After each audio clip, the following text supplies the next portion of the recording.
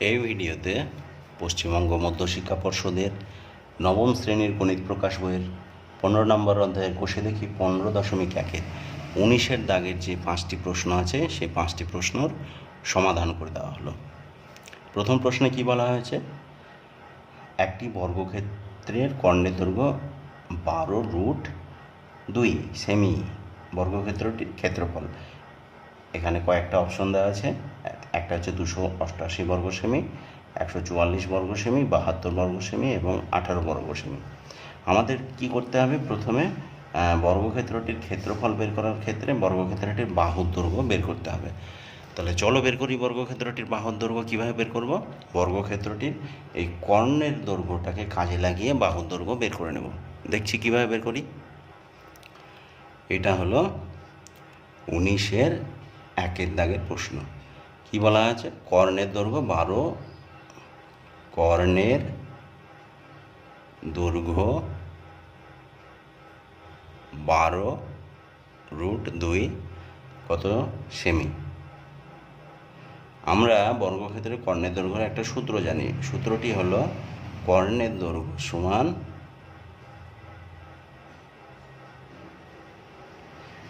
বাহুকে √2 দিয়ে গুণ করলে কর্ণের দৈর্ঘ্য বেরিয়ে যায়।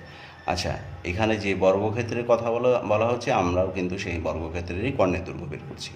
তাহলে বইয়ে দেওয়া বর্গক্ষেত্রটির কর্ণের দৈর্ঘ্য আর আমার বের করা কর্ণের দৈর্ঘ্য কিন্তু সমান। তাহলে লিখব শর্তানুসারে এই যে আমার বের করা কর্ণের দৈর্ঘ্য বাহু √2 সমান সমান বইয়ের দেওয়া কর্ণের দৈর্ঘ্য 12√2 হলো। তাহলে এই দুটো যদি সমান হয় তাহলে এখানে কি করব? বাহু সমান সমান, যেহেতু আমরা বাহুর মান জানি না, তাই এখানে 12√2 যা ছিল তাই থাকলো। ডান পক্ষের বিষয়টি ডান পক্ষেই থেকে গেল। এখানে বাঁ দিকের যে √2 ছিল, ঠিক আছে, এটা গুণ চিহ্ন দিয়েছিল, এটা এইদিকে ডান দিকে ভাগের আকারে চলে এলো। তাহলে এই √2 কেটে গেল। তাহলে পড়ে রইল কি? বাহু সমান হলো 12 সেমি। বাহু সমান কত সেমি বেরোলো? 12 সেমি।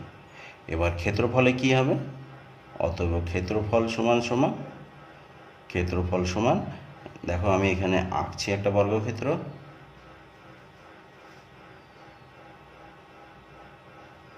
ঠিক আছে, কর্ণের দৈর্ঘ্য দেওয়া ছিল 12√2, এই থেকে আমরা বাহুর দৈর্ঘ্য পেয়ে গেলাম কত? 12 সেমি। 12 সেমি করে আছে। তাহলে আমরা জানি এই বর্গক্ষেত্রটার ক্ষেত্রফল বের করতে গেলে দৈর্ঘ্য আর প্রস্থ গুণ করতে হবে। দৈর্ঘ্য 12, প্রস্থ 12, তার মানে কী করে দেবো? 12 স্কোয়ার করে দেবো। তাহলে ক্ষেত্রফল সমান সমান 12, তার স্কোয়ার সমান সমান 144 বর্গ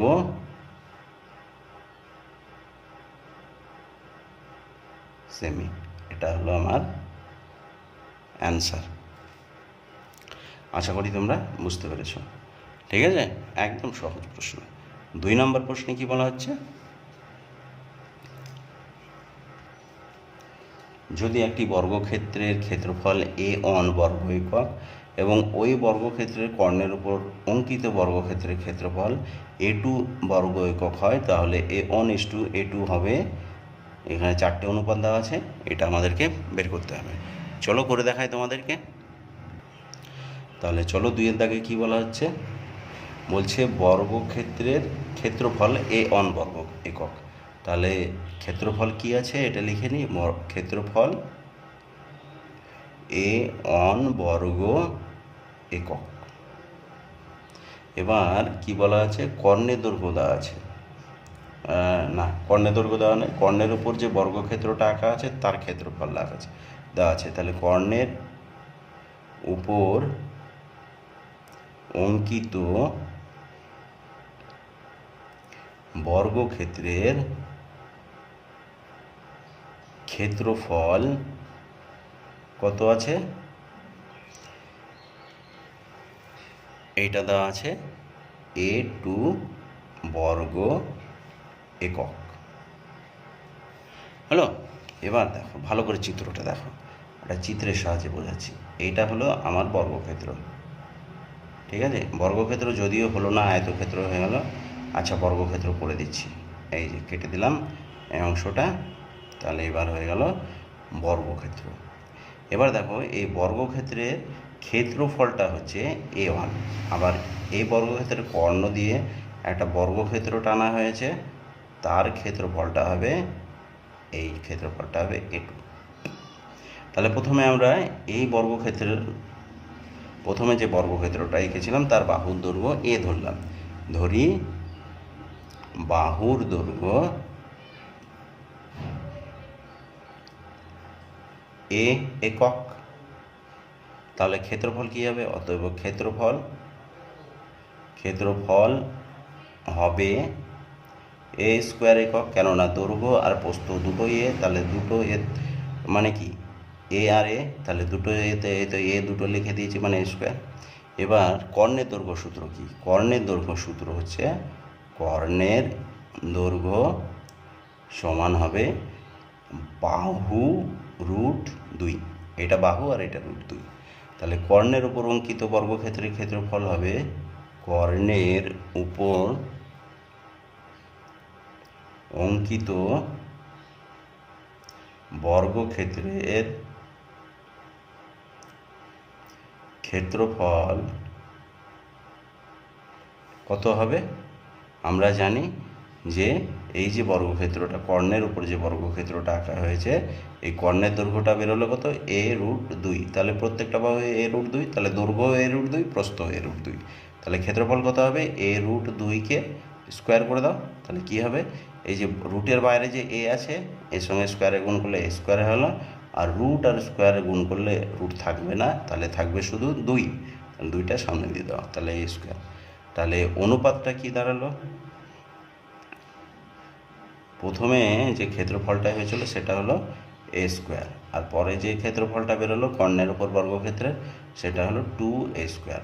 এই স্কোয়ার স্কোয়ার কেটে দাও, তাহলে পড়ে থাকলো এদিকে কিছুই থাকলো না, A থাকলো, এদিকে A1 থাকলো, আর এদিকে 2 থাকলো। এটা হলো অ্যান্সার। আশা করি বুঝতে পেরেছো। তোমাদের অঙ্ক করাতে করাতে ক্যামেরার স্ক্রিনের দিকে তাকাতে ভুলে যাচ্ছি, কেননা খাতার দিকে তাকাতে তাকাতে ক্যামেরার স্ক্রিনের কথা ভুলে যাচ্ছি, তখন 2-1 লাইন হয়তো ক্যামেরায় ধরা পড়ছে না, কিন্তু পরে অপেক্ষা করবে, এই যে আবার চোখ পলেই ঠিক করে দিচ্ছি, অসুবিধা নেই, তোমরা দেখতে পাবে। তাছাড়া আমি মুখেও বলছি তো, ঠিক আছে। এবার 3 নম্বর প্রশ্নে কি বলা হচ্ছে?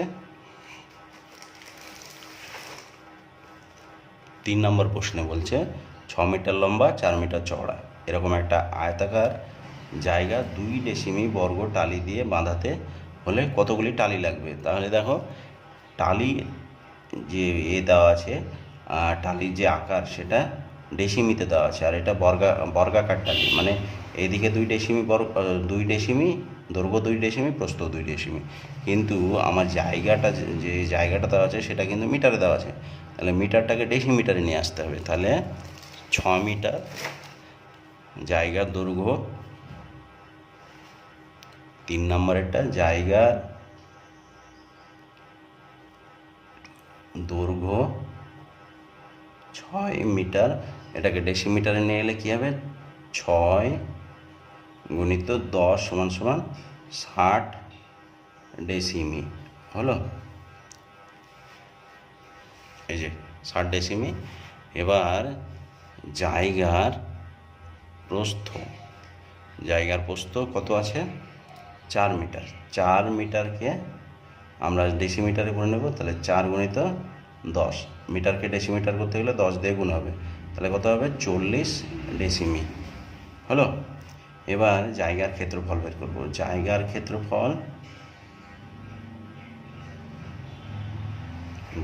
ক্ষেত্রফল সমান সমান হবে 60 গুণিত 40 বর্গ ডেসিমি। যেহেতু আমাদেরকে জায়গার ক্ষেত্রফল চাইনি, তাই গুণ করছি না, আমাদেরকে কতগুলি টালি লাগবে তাই বলেছে, তাই গুণ করলে সংখ্যাটা বড় হয়ে যাবে, তখন হিসাবে একটু অসুবিধা হবে, তার জন্য এইভাবে রেখে দিলাম। এবার টালির ক্ষেত্রফল বের করব। অতএব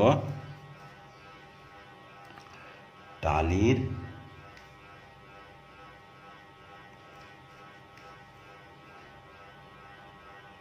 টালির ক্ষেত্রফল, দেখো টালি হচ্ছে 2 ডেসিমিটার করে, 2 × 2, অর্থাৎ এদিকেও 2 ডেসিমিটার, এদিকেও 2 ডেসিমিটার। তার মানে কি হলো, দৈর্ঘ্য 2 আর প্রস্থ 2, তাহলে দৈর্ঘ্য আর প্রস্থ গুণ করে দিলাম, দিয়ে বর্গ ডেসিমি হলো। এবার কতগুলি টালি লাগবে সেটা কি করে করব, এইটাকে এটা দিয়ে ভাগ করে দেবো, অর্থাৎ এই জায়গাটার ভিতরে এই যে ছোট ছোট টালিগুলো বসাবো, এটা কতটা করে মানে কতটা টালি ধরবে, যতটা এতবার জায়গা আছে ততটাই টালি ধরবে। তাহলে লিখব টালি প্রয়োজন 60 × 40/2 × 2। তোমাদেরকে একটু আগেই বলেছিলাম যে সংখ্যাগুলোকে গুণ করছি না। এই যে দেখো এবার সহজেই কাটাকাটি করে দেবো, 30 × 2 = 60, 20 × 2 = 40। 30 আর 20-এর মাঝে আছে গুণ চিহ্ন, আর কেউ কোথাও নেই, তাহলে 30 আর 20-কে গুণ করে দিলে কত হবে, 600টি। তাহলে 600টি টালি লাগবে, ঠিক আছে, হয়ে গেল। 4-এর দাগে বলা হচ্ছে সমান পরিসীমা বিশিষ্ট একটি বর্গক্ষেত্র এবং একটি আয়তক্ষেত্রের ক্ষেত্রফল যথাক্রমে এস এবং আর হলে, এই যে 4টে অপশন আছে কোনটা ঠিক। তাহলে 4 নম্বর দাগে বলা হচ্ছে সমান পরিসীমা বিশিষ্ট একটি বর্গক্ষেত্র, তাহলে এই যে বর্গক্ষেত্র আর এই যে আয়তক্ষেত্র, এদের পরিসীমা কিন্তু কোনটা বলেছে, সমান বলেছে, পরিসীমাটা সমান বলেছে। পরিসীমা, এটার পরিসীমা আর এটার পরিসীমা সমান সেটা বলেছে, এই পরিসীমা দুটো সমান। এবার কি বলেছে, একটি আয়তক্ষেত্রের ক্ষেত্রফল, এই যে এই আয়তক্ষেত্রের ক্ষেত্রফল হচ্ছে, এই বর্গক্ষেত্রের ক্ষেত্রফল হচ্ছে এস এবং আয়তক্ষেত্রের ক্ষেত্রফল হচ্ছে আর। এটার ক্ষেত্রফল, বর্গক্ষেত্রের ক্ষেত্রফল হচ্ছে এস এবং আয়তক্ষেত্রের ক্ষেত্রফল হচ্ছে আর পরিসীমা দুটো সমান। এবার এগুলোতে কি করা যায় দেখা যাক। দেখো এই যে সমান পরিসীমা আছে এমন একটা বর্গক্ষেত্র আর একটা আয়তক্ষেত্রের ক্ষেত্রফলের ভিতরে, অর্থাৎ সমান পরিসীমা বিশিষ্ট এই বর্গক্ষেত্রের পরিসীমা যতটা, এই আয়তক্ষেত্রেরও পরিসীমা ততটাই, ঠিক আছে, কিন্তু এদের ক্ষেত্রফল দুটো আলাদা, একটা হচ্ছে এস, একটা আর। তো এরকম পরিস্থিতিতে বর্গক্ষেত্রের ক্ষেত্রফলটা বড় হবে, তাহলে এস হবে আর এর থেকে বড়, ঠিক আছে, আশা করি বুঝতে পেরেছ। এরকম দাঁড়ালো যে সমান ক্ষেত্রফল বিশিষ্ট বর্গক্ষেত্রের ক্ষেত্রফল সমান পরিসীমা বিশিষ্ট আয়তক্ষেত্রের ক্ষেত্রফলের থেকে বেশি হবে, এসটা আর এর থেকে বেশি হবে, আশা করি বুঝতে পেরেছ।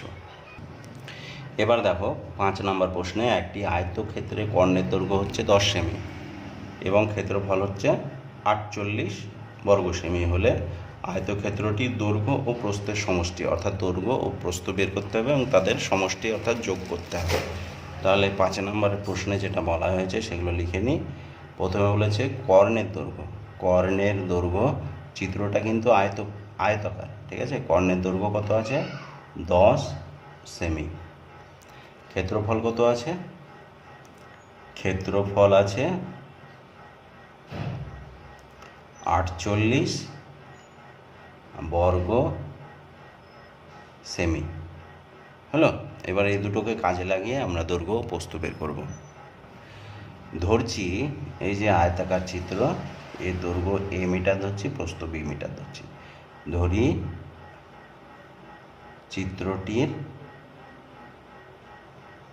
চিত্রটির দৈর্ঘ্য a এবং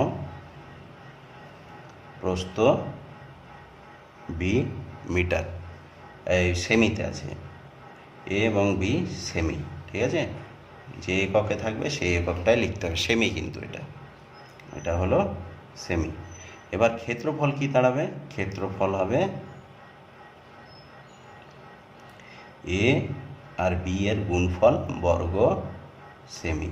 আচ্ছা, এ বি সমান কত সেমি, কত বর্গ সেমি দেওয়া আছে, আমরা এই চিত্রটার ক্ষেত্রফল বের করলাম এ বি বর্গ সেমি, আর এই চিত্রটার ক্ষেত্রফল এখানে কি আছে 48 বর্গ সেমি। তাহলে দুটো সমান। তাহলে দেখি কি করি, এই আয়তক্ষেত্রটিরই কর্ণের দৈর্ঘ্য, অর্থাৎ এই বিপরীত দুটো শীর্ষবিন্দু যোগফল কত কর্ণের দৈর্ঘ্য দেওয়া আছে 10 সেমি, তাহলে এটা 10 সেমি। তাহলে এখানে দেখো পিথাগোরাসের উপপাদ্যকে কাজে লাগিয়ে এ স্কোয়ার প্লাস বি স্কোয়ার সমান 10 সেমি পেয়ে যাব। তাহলে আমরা লিখব কর্ণের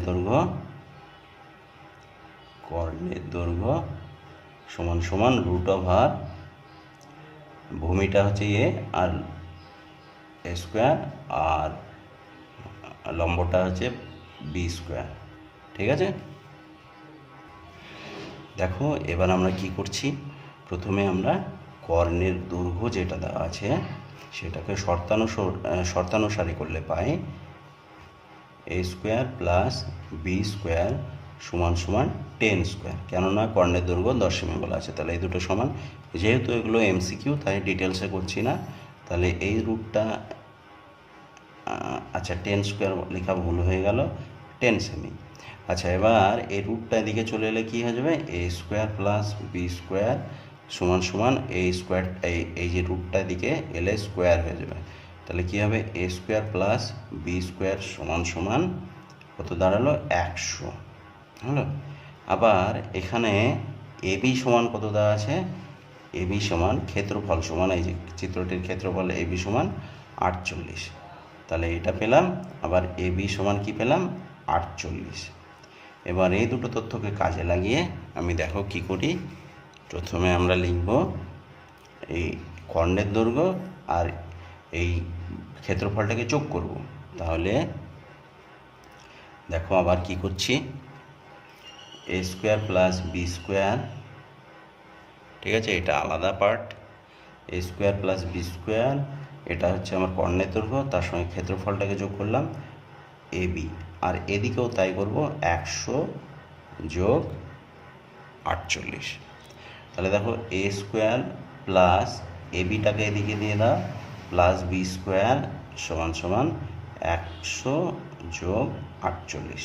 এবার দেখো এই জায়গাটায় একটা যদি 2 নিয়ে আসি তাহলে কিন্তু এটা একটা সূত্রতে চলে আসে। তাহলে আমি এ স্কোয়ার প্লাস 2 নিয়ে এলাম A B plus b square, শুধু একদিকে 2 নিয়ে এলে হবে না, আমাকে এবার এই দিকেও নিয়ে আসতে হবে, নাহলে অঙ্কটা ভুল হয়ে যাবে।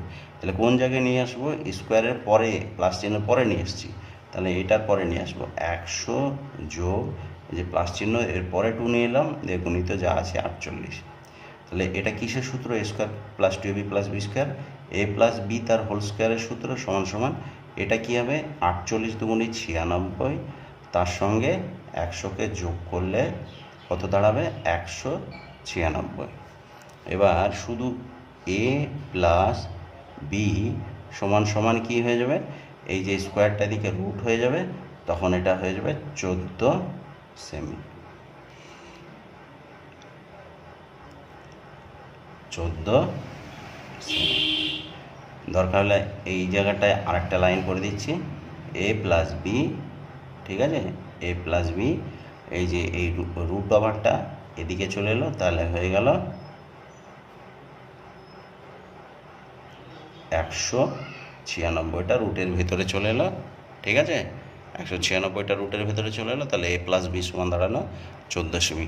আশা করি বুঝতে পেরেছো। ভিডিওতে এতক্ষণ পর্যন্ত থাকার জন্য ধন্যবাদ। তোমরা চ্যানেলটিকে অবশ্যই সাবস্ক্রাইব করে ভিডিওটিকে লাইক এবং শেয়ার অবশ্যই করবে, কমেন্টে জানাবে কেমন লাগছে আমার ভিডিও। আর ভালো থেকো, সুস্থ থেকো।